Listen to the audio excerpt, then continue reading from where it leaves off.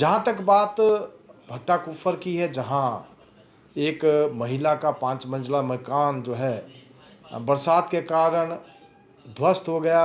मैं अ, अपनी संवेदनाएं उस उन महिला के उस परिवार के प्रति रखता हूँ। साथ ही प्रशासन से भी आग्रह रहेगा कि उनको उचित उसका मुआवजा मिले।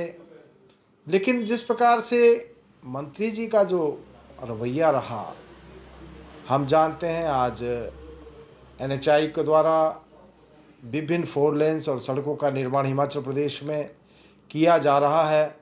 और हम देखते हैं कि आज जिस प्रकार से जो सड़कों का जाल हिमाचल प्रदेश में फैला है, उसमें हम चाहे पीएमजीएसवाई की सड़कों की बात करें या फिर जो विभिन्न 4 लेन्स और दूसरी सड़कों का जो काम है, वो केंद्र सरकार हिमाचल प्रदेश को मुहैया करवा रही है।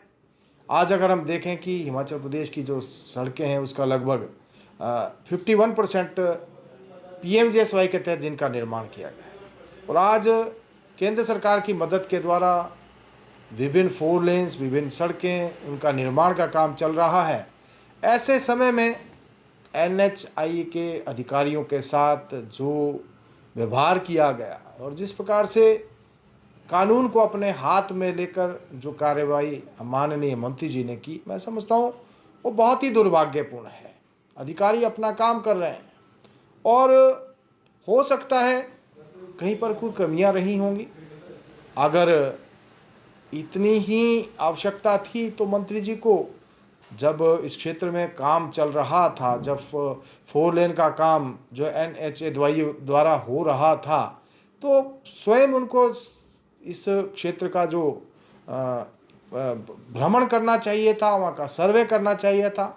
और कहीं पर भी अगर अनियमितताएं थीं, कहीं पर भी किसी प्रकार की जो कमियां थी, उनको समय रहते उनको देखना चाहिए था। लेकिन जब अब एनएचएआई अपना काम कर रहा है, उसके अधिकारी अपना काम कर रहे हैं, ऐसे समय में उनके साथ मारपीट करना, उनको गालियां देना, उनके साथ अभद्र व्यवहार करना, मैं समझता हूं कहीं पर उचित नहीं है।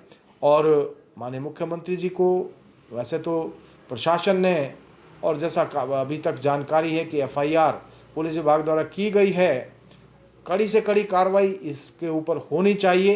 ये बात सही है कि सरकार की ओर से जैसी गंभीरता दिखाई जानी चाहिए वैसी गंभीरता नहीं है। हमारे लीडर ऑपोजिशन लगातार मंडी क्षेत्र का दौरा कर रहे हैं, वो चाहे सिराज विधानसभा क्षेत्र है, करसोग है, नाचन है या सुंदरनगर या अन्य जितने भी क्षेत्र जहाँ जहाँ पर नुकसान हुआ है, लेकिन सरकार की ओर से जो कार्रवाई और जो गंभीरता दिखाई जानी चाहिए, उसमें जो है भारी कमी है। सरकार को त्वरित ध्यान देना चाहिए और जैसा मैंने पहले भी कहा कि लोगों को सुरक्षित स्थानों के ऊपर उनको आशियाना मुहैया करवाया जाए, उनको उचित व्यवस्था करके रहने की, खाने की, पीने की व्यवस्था की जाए और साथ ही साथ आने वाले समय में कहीं पर फिर से इस प्रकार से नुकसान ना हो, उस दृष्टि से भी सरकार को उचित कदम उठाने चाहिए।